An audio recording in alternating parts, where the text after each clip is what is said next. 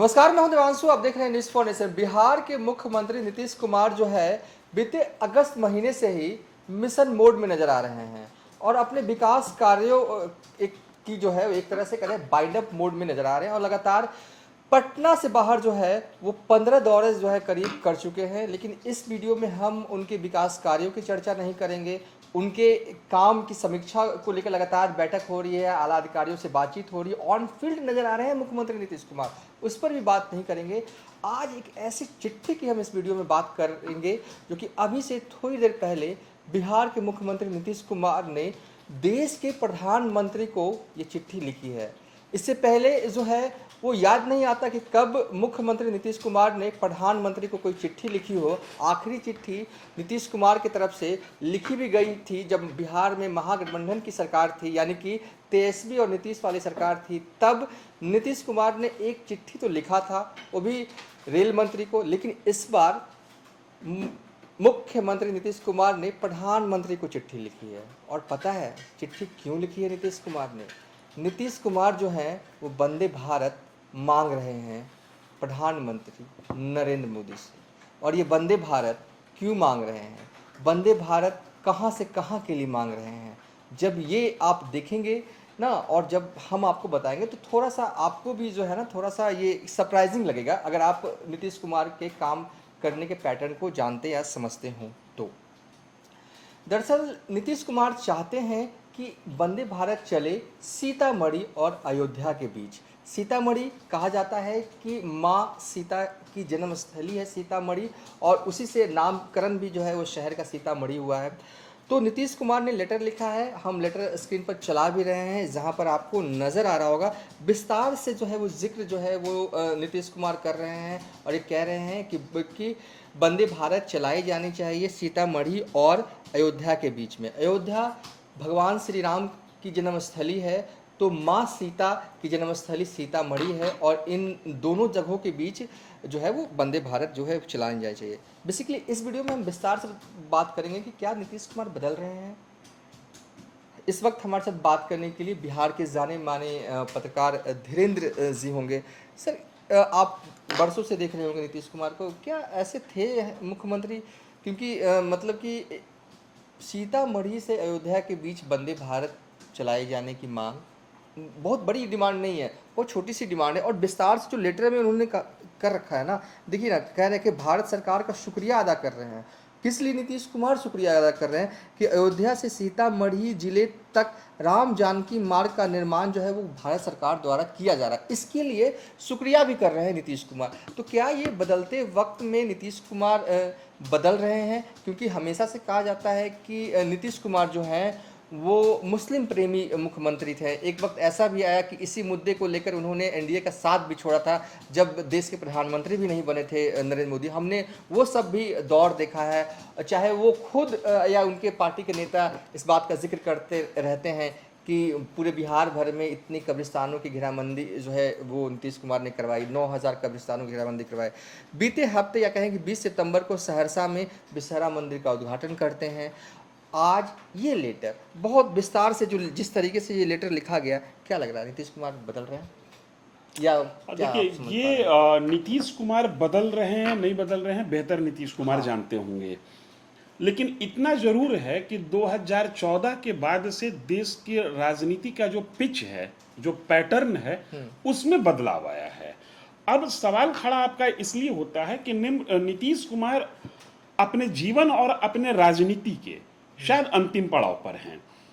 जो जिस तरीके से उनका स्वास्थ्य है, जो उनकी कार्यशैली रही है, ये बीच में नीतीश कुमार प्रधानमंत्री बनने लगे, उनको लोग प्रधानमंत्री बनाने लगे, लेकिन नीतीश कुमार ने खुद कहा कि नहीं, मैं बिहार की ही सेवा करता रहूंगा। नीतीश कुमार को लेकर मुझे एक शेर याद आता है कि सारी उम्र तो बीती इस बुता में मोमिन, अब आखिरी वक्त में क्या खाक मुसलमान होंगे। पूरी जिंदगी इनकी राजनीतिक जिंदगी कट गई समाजवादी पैटर्न पर राजनीति करते हुए, या ये कहिए कि एक जो नेहरूवादी पैटर्न थी पॉलिटिक्स की, उस पॉलिटिक्स को फॉलो करते हुए कट गई। और उस पॉलिटिक्स से जब टकराव की स्थिति आई, जब नरेंद्र मोदी काल का उद्भव होता है, तो नीतीश कुमार ने अलग मोर्चा लिया, मतलब अपनी धुरी को ये चेंज नहीं किए। नीतीश कुमार या नीतीश कुमार की पार्टी हमेशा ये इस बात को कहती रही कि हम कभी धर्म आच्छादित राजनीति नहीं करते हैं, धर्म आधारित राजनीति नहीं करते हैं। देश के अंदर मुसलमानों का पक्ष लेना धर्मनिरपेक्ष राजनीति का सबसे बड़ा प्रमाण है, और नीतीश कुमार इस प्रमाण को बार बार जाहिर करते रहे, चाहे शमशान की घेराबंदी का मसला हो या इस बात को कहते हुए कि हमारे रहते हुए बिहार में अल्पसंख्यकों का कोई बाल भी बांका नहीं कर सके। खुलकर कहा था, खुल के कहा, ये डंके की चोट पर कहते रहे। लेकिन आज नीतीश कुमार ने प्रधानमंत्री को जो चिट्ठी लिखा है और वो चिट्ठी की जो भाषा है वो अपने आप में यह बताने के लिए काफी है कि 2014 के बाद जो नेशनल पॉलिटिक्स का पिच चेंज हुआ, उस बदले हुए पिच पर अब नीतीश कुमार खेलने के लिए मजबूर हुए या उस पिच के ये खिलाड़ी हो चुके हैं। ओके। सीतामढ़ी से अयोध्या के लिए ट्रेन मांगना ये कोई बड़ी बात नहीं है, लेकिन जो आप चिट्ठी डिस्प्ले कर रहे हैं, चिट्ठी की भाषा देखेंगे, इस चिट्ठी में वो क्रेडिट दे रहे हैं प्रधानमंत्री को कि आपने अयोध्या में राम मंदिर का निर्माण जैसे कराया या राम मंदिर निर्माण के लिए जो व्यवस्था आपने उपलब्ध कराई, और आपके संरक्षण में जो विभिन्न मंदिरों का जीर्णोद्धार हो रहा है, जिस बधाई देता हूं, बधाई दे रहे हैं। मैं आप ये नीतीश कुमार के शब्द हैं लिखे हुए चिट्ठी में, प्रधानमंत्री को लिख रहे हैं, मैं आपको अयोध्या में भगवान राम के भव्य मंदिर के निर्माण एवं पवित्र नगरी अयोध्या के विकास हेतु किए गए कार्यों के लिए बधाई देता हूं नीतीश कुमार। अब देखिए होता क्या है कि वंदे भारत ट्रेन या किसी भी ट्रेन को मांगने के लिए अमूमन तौर पर डिमांड रेल मंत्री से ही करना एनफ माना जाता है, लेकिन प्रधानमंत्री को चिट्ठी लिखना और इस भाषा के आधार पर चिट्ठी लिखना, ये कहीं ना कहीं इस बात को बताने के लिए काफी है कि नीतीश कुमार ने अपना पॉलिटिकल ट्रैक चेंज किया है। अब इसकी बानगी कुछ दिन पहले से मिलने लगती है। हाल में जो पिछला मानसून सत्र चल रहा था संसद का, वक्फ बोर्ड पर एक सरकार की तरफ से बिल लाया गया जिसको अभी कमिटी को सौंप दिया गया है।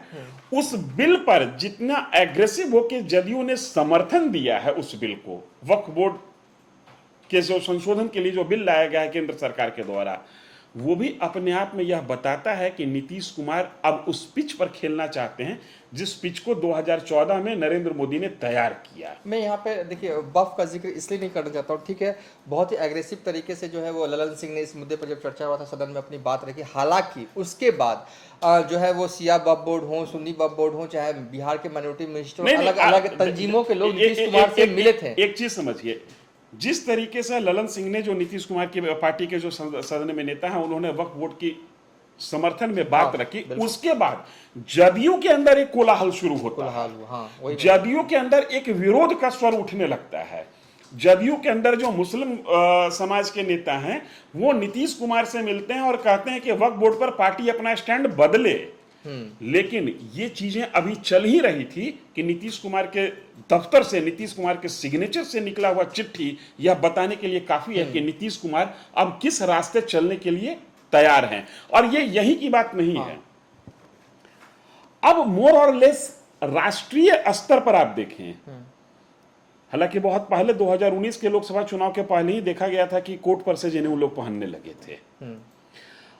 इस देश में मस्जिद जाना, जुमे की नमाज में शामिल होना, ईद की नमाज में शामिल होना सेकुलर होने का प्रमाण था और सेकुलर होने के आधार पर एक वर्ग विशेष का वोट पाने का रास्ता बनता था। उस देश में राजनीति ने अपना पैटर्न बदला। जो जुमे की नमाज में और ईद की नमाज में शामिल होते थे वो मंदिर मंदिर घूमने लगे। हालांकि नीतीश कुमार वो चेहरा है जो मंदिर मंदिर तो नहीं घूमे, लेकिन आज की तारीख में जो आप रिकॉर्ड दे रहे हैं, नीतीश कुमार मंदिर जाते थे लेकिन मंदिर के उद्घाटन में नीतीश कुमार कभी नहीं जाते थे। मुझे नहीं लगता कि इससे पहले कभी मंदिर के उद्घाटन में गए हो, लेकिन हाल में नीतीश कुमार मंदिर के उद्घाटन में भी गए। और मंदिर आधारित विकास की जो रूपरेखा केंद्र सरकार ने तय की, उस रूपरेखा पर यह चिट्ठी मुहर लगाता है। और ये सब तब हो रहा है ना कि जब नीतीश कुमार सबसे ज्यादा जो है वो ऑन फील्ड रह रहे हैं, तब ये सब चीज देखने को मिल रही है। अगला सवाल मेरा ये होगा, आपने कहा कि बदलते हुए ट्रैक में नीतीश कुमार खुद को बदल रहे हैं ताकि उस ट्रैक पर बेहतरीन बल्लेबाजी जो है वो की जाए, ठीक है, बिल्कुल। क्या 2024 में जो हुआ बिहार में, खासकर देखिए कटिहार आप लूज कर जाते हैं, किशनगंज में आप जीत नहीं पाते, पूर्णिया जीती हुई सीट हार जाते हैं। तो उस बेल्ट में जहाँ पर आबादी जो है वो माइनॉरिटी की ज़्यादा है, वहाँ पर जेडीयू का खाता न खुलना कहीं ना कहीं नीतीश कुमार को बदल रहा है या बदलने को मजबूर कर रहा है, या कम से कम नीतीश कुमार इस तरीके से दिखाना चाहते हैं, जो कि राहुल गांधी ने भी अपनी पॉलिटिक्स चेंज की, वो भी थोड़ा मतलब अब मंदिर मंदिर जा रहे हैं, तो बिल्कुल। नीतीश कुमार ने भी सोचा कि चलो अब मैं भी ये शुरू कर देता हूँ मंदिर मंदिर जाना। क्या ऐसा हो सकता है? क्या कोई को रिलेशन देख रहे हैं आप? मैं ये कह रहा हूं कि अब राजनीति की धार बदल गई। कभी यह माना जाता था कि मंदिर न जाने पर एक वर्ग विशेष का वोट आपके साथ सुरक्षित है, लेकिन हाल के चुनाव में जिस तरीके से जदयू को झटका लगा है अपने कोर बेल्ट पर, जहां पर जदयू आसानी से कंफर्टेबली जहां से सीट जीत जाया करती थी, वहां पर जदयू को वो वोट जिस पर जदयू आश्रित रहा करता था, अल्पसंख्यकों का वोट, वो वोट जदयू के ट्रांसफर नहीं हुआ।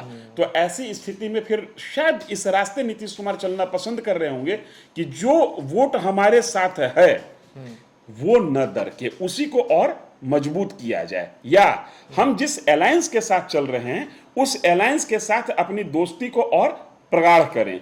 क्योंकि देखिए, ये चिट्ठी एक वंदे भारत ट्रेन का डिमांड नहीं है, चिट्ठी की लैंग्वेज बताने के लिए बहुत कुछ काफी है कि ये आगे चल के नीतीश कुमार की राजनीति की धारा होगी क्या।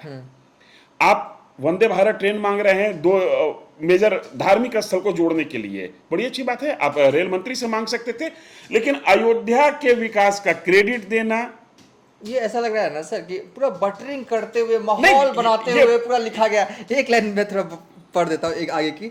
इसमें नीतीश कुमार जो है बिहार सरकार के कामों का जिक्र कर रहे हैं, कह रहे हैं कि बिहार सरकार यहाँ यानी कि पुनौरा धाम में, सीतामढ़ी में 50 एकड़ भूमि को अधिकृत कर पुनौरा धाम अंतर्गत माता सीता के मंदिर परिसर के विस्तार और सौंदर्यीकरण का निर्णय लिया गया। बता रहे हैं कि हम भी उसी रास्ते चल रहे हैं जिस रास्ते आप 2014 से चलाने की कोशिश कर रहे हैं। तो ये नीतीश कुमार ने खुल्लम खुल्ला प्रधानमंत्री को एहसास कराया है कि आपने जो ग्राउंड तय किया है, अब उस ग्राउंड पर हम मेंटली फिजिकली खेलने लायक अच्छे खिलाड़ी हो चुके हैं और इसको रिकॉग्नाइज। देखिए, एक चीज और है, आपने शुरुआत में कही कि नीतीश कुमार 15 अगस्त के बाद लगातार घूम रहे हैं और वाइंड अप कर रहे हैं। चुनावी साल है, हाँ। अपने कार्यों की समीक्षा, और अगर कार्य कहीं लंबित है तो उसको तुरंत एक्सपीडिएट करके उसको पूरा करना, ये चुनावी साल में ये होगा। लेकिन चुनावी साल में भाषा ऐसी होगी, ये अपने आप में बताने के लिए काफी है कि 2025 का जो बिहार विधानसभा का चुनाव होगा वो 2 ध्रुवीय होगा या मल्टी लेवल पर जाएगा।